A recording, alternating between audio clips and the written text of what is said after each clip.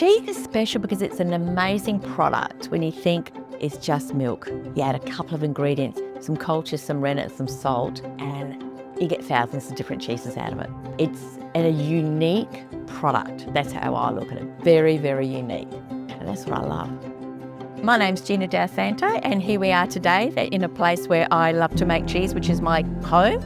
I love to entertain, and I love to eat cheese and make cheese. The story of the dairy doer. Well, my girlfriend and I, we decided we can impart our knowledge. Said, let's just do a little bit of home cheese making. It'll be fun. We actually want people to understand the why things happen. We give them enough background that if they did decide to go home and make their own cheese, hopefully then they'll remember these little tips and actually come out and make a really nice cheese themselves. So we do that, and plus a little bit of consulting on the side as well still. So helping out some other smaller cheesemakers.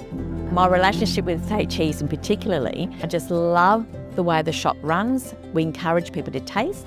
We encourage people to know how to serve it. So I love to be able to teach that sort of thing as well, so they can go away feeling really happy with what they've purchased. My cheese life, I suppose, started when I was working in the laboratory at TAFE SA, graduated as a food technologist, and there was a teacher that was teaching a little bit of cheese making, and I just loved the idea of it.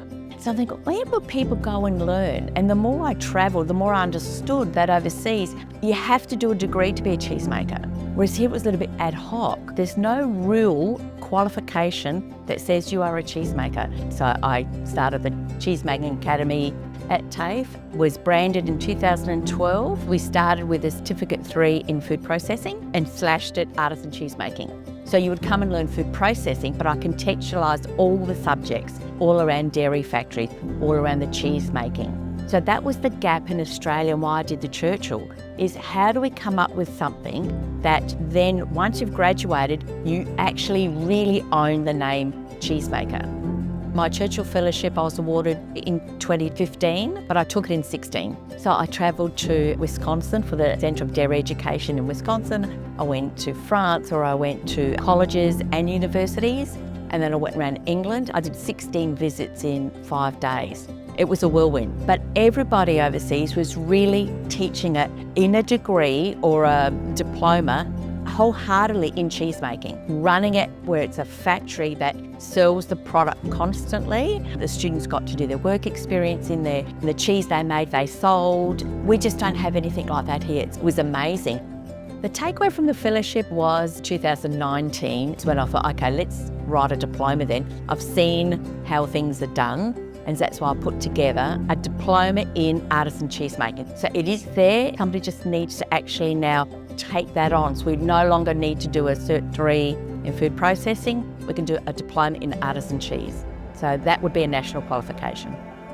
There is definitely a skills gap. Still a skills gap now. There is some modules that I want to put together for retailers and educate the staff, so if somebody did ask a question, they'd have the answer. Having people understand, again, it's not about how do I set up a little cheese platter. It's more about incorporating it into food, how to eat it. Like burrata is a relatively new cheese. A lot of people still don't understand how you're supposed to eat it, how you're supposed to serve it. So that's why I love the shop, it's that interaction, especially when they always, I need a cheddar for tonight. Have you tried an aged Gouda? Have you tried a Comté? Just mix it up a little bit. Try the Bellavitano with a coffee on the outside or the whiskey on the outside. It's good to be able to pass that information on and encourage people to learn about new cheeses that people are making. When I was teaching, I did encourage, don't copy someone else's cheese, develop your own cheese. So hopefully we'll see some cheeses come out.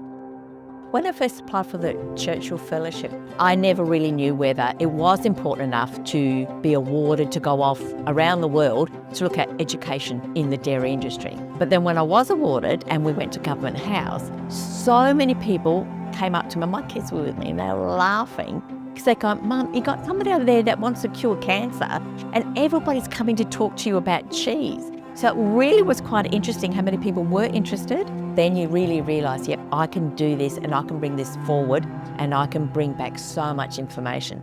That's how I encourage people. So do your research. You have to know what's missing. What don't you know here? And you need to bring back to further that education or that skill.